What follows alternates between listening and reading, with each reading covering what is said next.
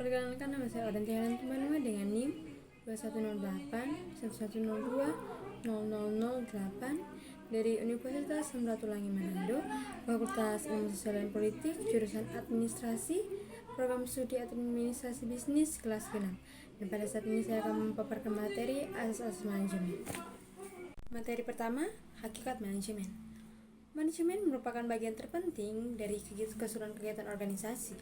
Dan berbicara tentang manajemen, kata manajemen berasal dari bahasa Prancis kuno, management, yang memiliki arti seni melaksanakan dan mengatur. Istilah manajemen juga berasal dari kata management dalam bahasa Inggris yang berasal dari kata to manage, yang artinya mengurus atau tata laksana. Menurut KBBI, manajemen adalah 1. Orang yang mengatur pekerjaan atau kerjasama di antara berbagai kelompok atau sejumlah orang untuk mencapai sasaran. Yang kedua, orang yang berwenang dan bertanggung jawab membuat rencana, mengatur, dan memimpin dan mengendalikan pelaksanaannya untuk mencapai sasaran tertentu. Menurut Handoko, manajemen adalah proses perencanaan, pengorganisasian, pengarahan, dan pengawasan usaha-usaha para anggota, organisasi, dan penggunaan sumber daya lainnya agar mencapai tujuan organisasi yang telah ditetapkan. Adapun 10 fungsi manajemen. Yang pertama ada forecasting atau kegiatan meramalkan. Kedua ada planning atau perencanaan. Yang ketiga ada organizing atau perorganisasian. Yang keempat ada staffing. Yang kelima ada directing atau commanding. Yang keenam adalah leading. Ketujuh ada coordinating. Kedelapan adalah motivating. Kesembilan controlling. Kesepuluh reporting atau pelaporan. Hakikat manajemen. Hakikat manajemen adalah proses pemberian bimbingan, pimpinan, pengaturan, pengendalian, dan pemberian fasilitas lainnya. Manajemen bukan suatu kegiatan yang memiliki target dan tujuan dengan melakukan perencanaan, pengarahan, serta pengorganisasian dalam mencapai tujuan tersebut. Kata manajemen berasal dari bahasa Prancis kuno management yang memiliki arti seni melaksanakan dan mengatur.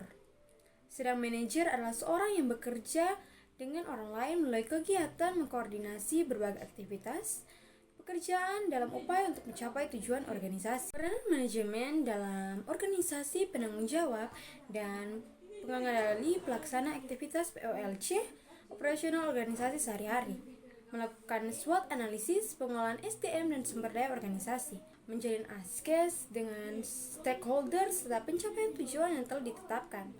Tujuan organisasi manajemen diperlakukan organisasi dalam rangka mencapai tujuan, atau dengan kata lain, manajemen berorientasi pada tujuan. Yang kedua, perkembangan pemikiran manajemen dan lingkungan manajerial.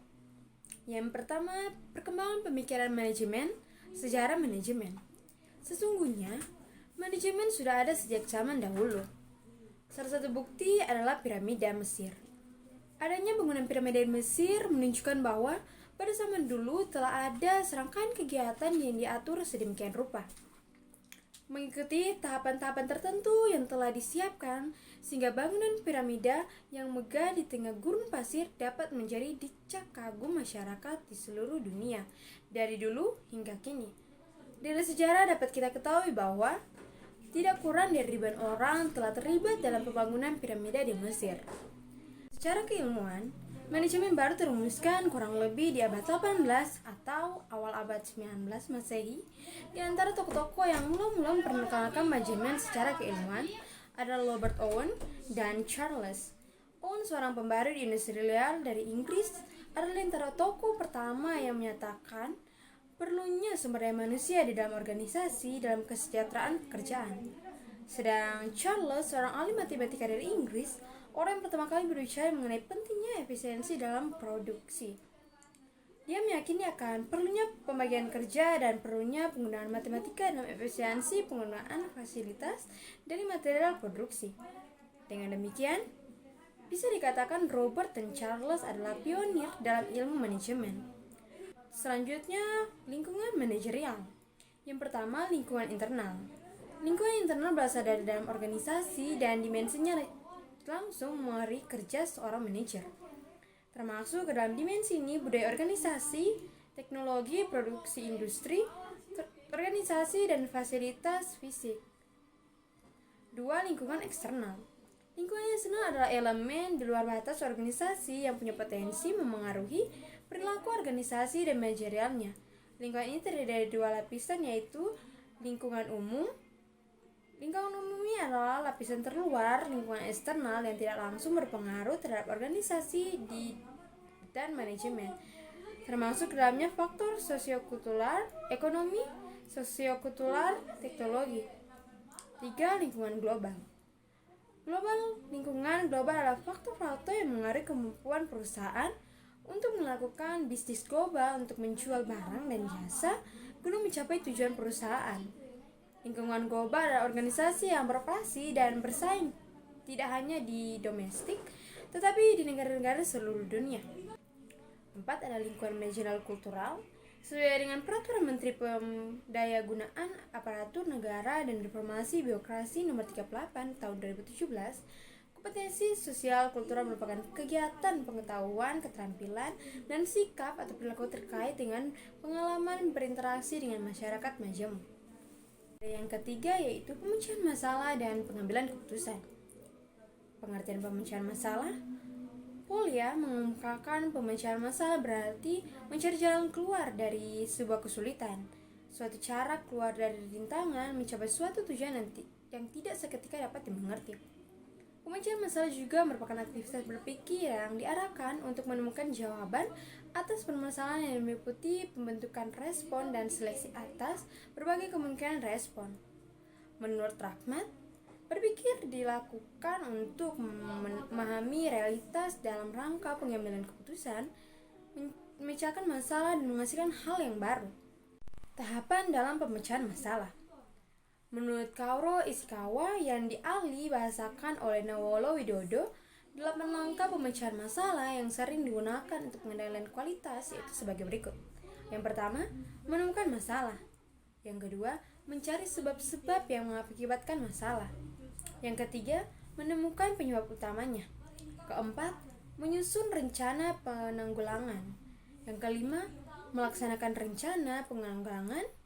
Yang keenam, evaluasi hasil penanggulangan. Yang ketujuh, standarisasi. Dan yang ke-8, rencana selanjutnya. Definisi pengambilan keputusan. Pengambilan keputusan mengandung 3 arti. Pertama, pilihan atas dasar logika atau pertimbangan. Kedua, beberapa alternatif harus dipilih untuk menghasilkan satu pilihan terbaik. Sementara arti yang ketiga, tujuan yang ingin dicapai dari keputusan tersebut. Langkah-langkah berikut menguraikan proses pengambilan keputusan. Yang pertama, identifikasi keputusan. Kedua, kumpulkan informasi. Yang ketiga, identifikasi alternatif potensial. Yang keempat, analisis semua bukti. Yang kelima, pilih opsi. Dan yang keenam, ambil tindakan. Materi yang keempat, perencanaan. Pengertian perencanaan atau planning. Perencanaan adalah fungsi dasar atau fundamental manajemen karena organizing, staffing, directing, dan controlling pun harus terlebih dahulu direncanakan. Perencanaan ini adalah dinamis. Perencanaan ini adalah masalah memilih. Artinya memilih tujuan dan cara terbaik untuk mencapai tujuan tersebut dan beberapa alternatif yang ada. Tanpa alternatif, perencanaan pun tidak ada. Selanjutnya, hambatan dalam penetapan perencanaan. 1. Tujuan yang tidak tepat. Yang kedua, sistem penghargaan yang tidak tepat dalam berbagai lingkungan. Sistem penghargaan yang tepat merupakan hambatan dalam menetap tujuan dan perencanaan. 3. Lingkungan yang dinamis dan kompleks. Sifat dari suatu lingkungan organisasi juga merupakan hambatan bagi penempatan tujuan dan perencanaan yang efektif. Perubahan yang cepat, inovasi teknologi, dan persaingan ketat juga dapat meningkatkan kesulitan bagi suatu organisasi untuk secara akurat mengukur kesempatan dan ancaman di masa mendatang. Yang keempat, keengganan untuk mendapatkan tujuan hambatan lain terhadap perencanaan yang efektif adalah tujuan bagi mereka sendiri dan untuk unit-unit yang merupakan tanggung jawab mereka. Yang kelima, penolakan terhadap perubahan hambatan lain dalam menetapkan tujuan dan perencanaan adalah penolakan perubahan. Yang keenam, Keterbatasan yang membatasi apa yang dapat dilakukan organisasi merupakan hambatan uang yang utama yang lain. Selanjutnya, cara mengatasi hambatan perencanaan.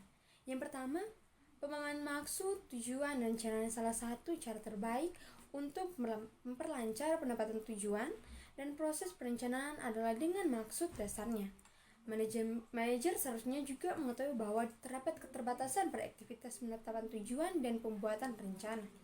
Yang kedua, komunikasi dan partisipasi. Meskipun mungkin dibuat pada tingkat tinggi, tujuan dan rencana tersebut harus dikomunikasikan kepada pihak yang lain dalam organisasi.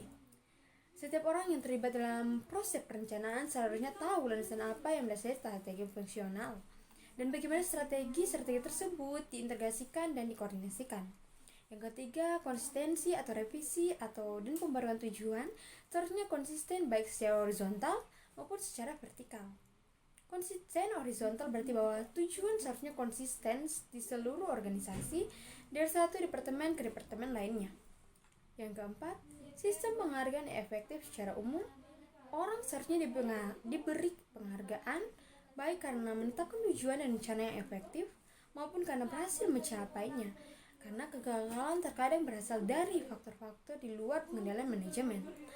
Orang seharusnya dipastikan bahwa kegagalan dalam mencapai tujuan tidak ada selalu memiliki konsekuensi hukuman.